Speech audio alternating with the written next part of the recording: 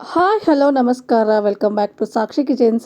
ನಾನು ಇವತ್ತು ಸಖತ್ ಟೇಸ್ಟಿಯಾಗಿರೋಂತಹ ಒಂದು ಚಾಟ್ ರೆಸಿಪಿ ತೋರಿಸ್ತಾ ಇದ್ದೀನಿ. ಸೂಪರ್ ಆಗಿರುತ್ತೆ ಈ ಚಾಟ್ ರೆಸಿಪಿ ಮಾತ್ರ. ನಿಮ್ಮ ಮನೇಲಿ ಏನಾದರೂ ಚಪಾತಿ ಮಿಕ್ಕಿದ್ರೆ ಅಯ್ಯೋ ಚಪಾತಿ ಮಿಕ್ತಲ್ಲಪ್ಪ ಏನು ಮಾಡೋದು ಅಂತ ಯೋಚನೆ ಇದ್ದರೆ ಈ ಚಾಟ್ನ ಮಾಡಿಕೊಡಿ. ಮಕ್ಕಳಿಗೆ ತುಂಬಾ ಇಷ್ಟಪಟ್ಟು ಕೇಳ್ತಾರೆ. ಅದಲ್ಲದೆ ಈ ಪಿಜ್ಜಾ ಬರ್ಗರು ಇಷ್ಟಪಡೋರಿಗೆ ಈ ಚಾಟು ತುಂಬಾ ಇಷ್ಟ ಆಗುತ್ತೆ. ಹಾಗಿದ್ರೆ ಬನ್ನಿ ತಡ ಮಾಡ್ದೇನೆ ಈ ರೆಸಿಪಿನ ಯಾವ ಥರ ಮಾಡೋದು ಅಂತ ಇವತ್ತು ನಿಮ್ಮ ಜೊತೆಗೆ ಶೇರ್ ಮಾಡ್ತೀನಿ. ಅದಕ್ಕಿಂತ ಮೊದಲಿಗೆ ಇನ್ನೂ ಯಾರು ನನ್ನ ಚಾನಲ್ನ ಸಬ್ಸ್ಕ್ರೈಬ್ ಮಾಡಿಲ್ಲ ಪ್ಲೀಸ್ ಸಬ್ಸ್ಕ್ರೈಬ್ ಮಾಡ್ಕೊಂಡು ನೋಡಿ, ನನಗೆ ಸಪೋರ್ಟ್ ಮಾಡಿ. ಇವಾಗ ಈ ಚಾಟ್ ಮಾಡೋದಕ್ಕೆ ಮೊದಲಿಗೆ ನಾನು ಇಲ್ಲಿ ಆಲೂಗಡ್ಡೆನ ಬೇಯಿಸ್ಕೊಂಡು ಸ್ಮ್ಯಾಶ್ ಮಾಡಿ ಇಟ್ಕೊಂಡಿದ್ದೀನಿ. ಅದಕ್ಕೆ ಅರ್ಧ ಈರುಳ್ಳಿನ ಚಿಕ್ಕ ಚಿಕ್ಕದಾಗಿ ಕಟ್ ಮಾಡಿ ಹಾಕೊತಾ ಇದ್ದೀನಿ. ಹಾಗೆ ಅದ್ರ ಜೊತೆಗೆ ಒಂದು ಸ್ವಲ್ಪ ಕೊತ್ತಂಬರಿ ಸೊಪ್ಪನ್ನು ಸಹ ಸೇರಿಸ್ಕೊತಾ ಇದ್ದೀನಿ. ಇಲ್ಲಿ ಖಾರಕ್ಕೆ ನಾನು 1 ಸ್ಪೂನ್ ಆಗೋಷ್ಟು ಅಚ್ಚ ಖಾರದ ಪುಡಿನ ಸೇರಿಸ್ಕೊತಾ ಇದ್ದೀನಿ. ನೀವೇನಾದರೂ ಖಾರನ ಜಾಸ್ತಿ ತಿಂತೀನಿ ಅಂದರೆ ನೀವು ಜಾಸ್ತಿನೂ ಸಹ ಸೇರಿಸ್ಕೋಬಹುದು. ಹಾಗೆ ಇಲ್ಲಿ ಅರ್ಧ ಸ್ಪೂನ್ ಆಗೋಷ್ಟು ಧನಿಯಾ ಪುಡಿ, ಅರ್ಧ ಸ್ಪೂನು ಜೀರಿಗೆ ಪುಡಿ, ಹಾಗೆ ಅರ್ಧ ಸ್ಪೂನು ಗರಂ ಮಸಾಲಾನ ಸೇರಿಸ್ಕೊತಾ ಇದ್ದೀನಿ. ಹಾಗೆ ಇದಕ್ಕೆ ಇವಾಗ ರುಚಿಗೆ ತಕ್ಕಷ್ಟು ಉಪ್ಪನ್ನ ಸೇರಿಸ್ಕೊಂಡು ಇದನ್ನು ನೀಟಾಗಿ ಮಿಕ್ಸ್ ಮಾಡ್ಕೊಳ್ಳೋಣ. ಖಾರ ಹಾಗೆ ಉಪ್ಪು ಅದೆಲ್ಲ ನೀಟಾಗಿ ಆಲೂಗಡ್ಡೆಗೆ ಹಿಡ್ಕೋಬೇಕು, ಆ ಥರ ಮಿಕ್ಸ್ ಮಾಡ್ಕೊಳ್ಳಿ. ನನಗೆ ಇಲ್ಲಿ ಕೈಯಿಂದನೇ ಕಂಫರ್ಟಬಲ್ ಆಗುತ್ತೆ ಈ ಕಲಿಸ್ಕೊಳ್ಳೋಕ್ಕೆ, ಹಾಗಾಗಿ ನಾನು ಇಲ್ಲಿ ಕೈಯಿಂದನೇ ಮಿಕ್ಸ್ ಮಾಡ್ಕೊತಾ ಇದ್ದೀನಿ. ನೋಡಿ ಈ ಥರ ಆದರೆ ಇದು ರೆಡಿ ಆಯಿತು ಅಂತ ಇದನ್ನು ಪಕ್ಕಕ್ಕೆ ಇಟ್ಕೊಳ್ಳೋಣ. ಹಾಗೆ ಇಲ್ಲಿ ಇವಾಗ ಒಂದು ಹಿಟ್ಟು ಬ್ಯಾಟರ್ ಮಾಡ್ಕೋಬೇಕಾಗುತ್ತೆ. ಅದಕ್ಕೋಸ್ಕರ ಇಲ್ಲಿ ಕಡಲೆ ಹಿಟ್ಟನ್ನ ತೊಗೊಂಡಿದ್ದೀನಿ. ಒಂದು 4 ಸ್ಪೂನ್ ಆಗುವಷ್ಟು ಕಡಲೆ ಹಿಟ್ಟನ್ನ ತೊಗೊಂಡಿದ್ದೀನಿ. ಅದಕ್ಕೆ ಇವಾಗ ರುಚಿಗೆ ತಕ್ಕಷ್ಟು ಉಪ್ಪು ಹಾಗೆ ಚಿಲ್ಲಿ ಫ್ಲೇಕ್ಸ್ನ ಒಂದು ಅರ್ಧ ಸ್ಪೂನ್ ಆಗುವಷ್ಟು ಸೇರಿಸ್ಕೊತಾ ಇದ್ದೀನಿ. ಚಿಲ್ಲಿ ಫ್ಲೇಕ್ಸ್ ಇಲ್ಲ ಅಂದರೆ ನೀವು ಇಲ್ಲಿ ಅಚ್ಚ ಖಾರದ ಪುಡಿನೂ ಸಹ ಸೇರಿಸ್ಕೋಬಹುದು.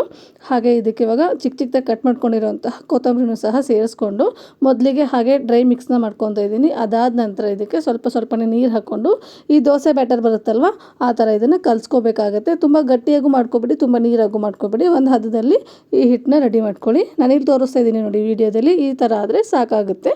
ಇದನ್ನು ಸಹ ಇವಾಗ ಪಕ್ಕಕ್ಕೆ ಇಟ್ಕೊಂಡ್ಬಿಡೋಣ. ನಾನು ನಿಮಗೆ ಮೊದಲಿಗೆ ಹೇಳಿರೋ ಹಾಗೆ ಈ ಚಾಟ್ನ ನಾನು ಚಪಾತಿಯಿಂದ ಮಾಡ್ತಾ ಇರೋದ್ರಿಂದ ಇಲ್ಲಿ 2 ಚಪಾತಿನ ತೊಗೊಂಡಿದ್ದೀನಿ. ಇದು ಬೆಳಗ್ಗೆ ಮಾಡಿರೋಂತಹ ಚಪಾತಿ ನೋಡಿ ಇನ್ನೂ ಎಷ್ಟು ಸಾಫ್ಟಾಗಿದೆ. ಇವಾಗ 2 ಚಪಾತಿ ಇತ್ತಲ್ವಾ ಅಂತೇಳಿ ಇದರಿಂದನೇ ಚಾಟ್ ಮಾಡ್ಕೊತಾ ಇದ್ದೀನಿ. ಅದರಲ್ಲಿ 1 ಚಪಾತಿ ತೊಗೊಂಡಿದ್ದೀನಿ. ಹಾಗೆ ನಾವೇನು ಆಲೂಗಡ್ಡೆ ಮಿಕ್ಸ್ನ ರೆಡಿ ಮಾಡಿ ಇಟ್ಕೊಂಡಿದ್ವಲ್ಲ ಅದನ್ನು ನೀಟಾಗಿ ಚಪಾತಿ ಪೂರ್ತಿಯಾಗಿ ಹರಡ್ಕೋಬೇಕಾಗುತ್ತೆ. ಒಂದು ಸ್ವಲ್ಪ ದಪ್ಪ ಲೇಯರಲ್ಲಿ ಹರಡ್ಕೊಳ್ಳಿ.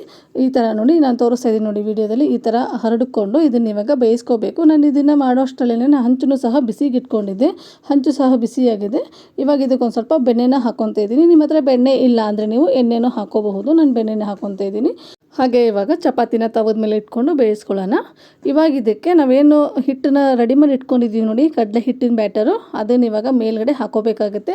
ಈ ಆಲೂಗಡ್ಡೆ ಮಿಕ್ಸ್ನ ಎಲ್ಲ ಹಾಕಿದ್ದೀವಿ ನೋಡಿ ಆ ಭಾಗಕ್ಕೆ ಇದನ್ನು ದೋಸೆ ಯಾವ ಥರ ಹಾಕ್ಕೊತೀವಿ ಅದೇ ಥರನೇ ಸೇರಿಸ್ಕೋಬೇಕಾಗತ್ತೆ. ಒಂದು ಸ್ವಲ್ಪನೇ ಹಾಕ್ಕೊಂಡು ಇದನ್ನು ಸಹ ನೀಟಾಗಿ ದೋಸೆ ಥರನೇ ಹರಡ್ಕೊಳ್ಳಿ. ಇವಾಗ ಇದನ್ನು ಒಂದು 2ರಿಂದ 3 ನಿಮಿಷನಾದರೂ ಬೇಯಿಸ್ಕೋಬೇಕು. ಹಾಗೆ ಬೇಯಿಸ್ಕೊಳ್ಳೋಕೆ ಹೋಗಬೇಡಿ, ಲಿಡ್ನ ಕ್ಲೋಸ್ ಮಾಡಿ ಬೇಯಿಸ್ಕೊಳ್ಳಿ. ಹಬೆಗೆ ಬೇಗನೆ ಬೆಂದ್ಕೊಂಡ್ಬಿಡುತ್ತೆ.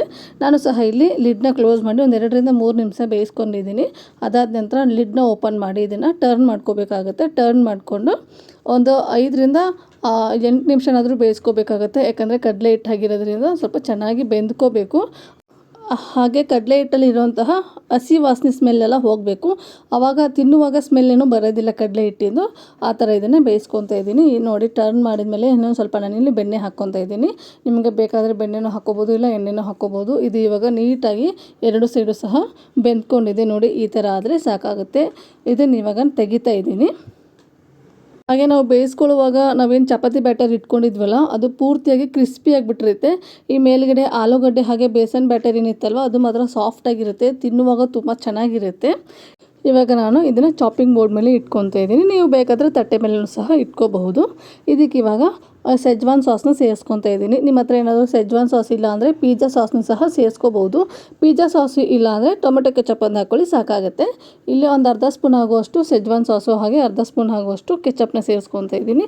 ಇದನ್ನು ಪೂರ್ತಿಯಾಗಿ ಹರಡ್ಕೋಬೇಕು. ಚಪಾತಿ ಎಷ್ಟು ಅಗಲ ಇದೆ ನೋಡಿ ಅಷ್ಟು ಪೂರ್ತಿಯಾಗಿ ಇದನ್ನು ಹರಡ್ಕೋಬೇಕಾಗುತ್ತೆ. ಅದಾದ ನಂತರ ಇದಕ್ಕೆ ಇವಾಗ ತುರಿದಿಟ್ಕೊಂಡಿರೋಂತಹ ಪನ್ನೀರನ್ನ ಸೇರಿಸ್ಕೊತಾ ಇದ್ದೀನಿ. ಪನ್ನೀರು ಆಪ್ಷನಲ್ಲು ಇದ್ದರೆ ಹಾಕ್ಕೊಳ್ಳಿ, ಇಲ್ಲಾಂದರೆ ಸ್ಕಿಪ್ ಮಾಡ್ಕೊಳ್ಳಿ.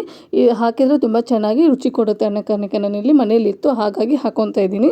ಪನ್ನೀರ್ ಆದ ನಂತರ ಇದಕ್ಕೆ ಚಿಕ್ಕದಾಗಿ ಕಟ್ ಮಾಡ್ಕೊಂಡಿರೋಂತಹ ಈರುಳ್ಳಿನ ಸೇರಿಸ್ಕೊತಾ ಇದ್ದೀನಿ. ಇನ್ನು ಚಾಟ್ ಅಂದರೆ ಈರುಳ್ಳಿ, ಟೊಮೆಟೊ, ಕ್ಯಾರೆಟು ಅದೆಲ್ಲ ಇದ್ರೇ ಚಾಟ್ ಅಲ್ವಾ, ಹಾಗಾಗಿ ನಾನು ಸಹ ಇಲ್ಲಿ ಈರುಳ್ಳಿನ ಸೇರಿಸ್ಕೊತಾ ಇದ್ದೀನಿ. ಹಾಗೆ ಚಿಕ್ಕದಾಗಿ ಕಟ್ ಮಾಡ್ಕೊಂಡಿರೋಂತಹ ಟೊಮೆಟೊನ ಸೇರಿಸ್ಕೊತಾ ಇದ್ದೀನಿ. ಅದಾದ ನಂತರ ಇಲ್ಲಿ ತುರಿದಿಟ್ಕೊಂಡಿರೋಂತಹ ಕ್ಯಾರೆಟ್ ತುರಿನ ಸಹ ಸೇರಿಸ್ಕೊತಾ ಇದ್ದೀನಿ.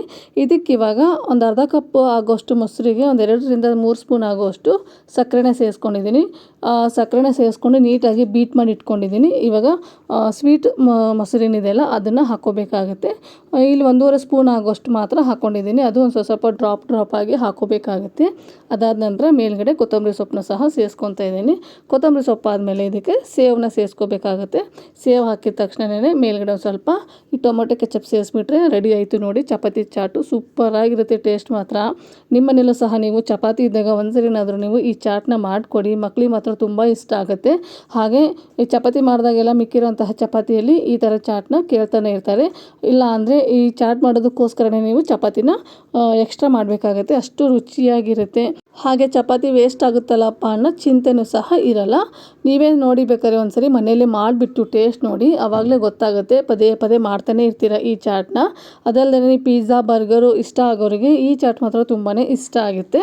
ಹಾಗೆ ಮಕ್ಕಳು ಏನಾದರೂ ಚಾಟ್ ಬೇಕು ಅಂತ ಕೇಳಿದಾಗ ಈ ಥರ ಮಾಡಿಕೊಡಿ, ಮಕ್ಕಳಿಗೂ ಸಹ ಇಷ್ಟ ಆಗ್ಬೋದು. ಹಾಗಿದ್ರೆ ನೋಡಿದ್ರಲ್ವ ಚಪಾತಿಯಿಂದ, ಅದರಲ್ಲೂ ಉಳಿದಿರೋಂತಹ ಚಪಾತಿಯಿಂದ ಮಾಡಿರೋಂತಹ ಚಾಟು ಸೂಪರ್ ಟೇಸ್ಟಿಯಾಗಿದೆ.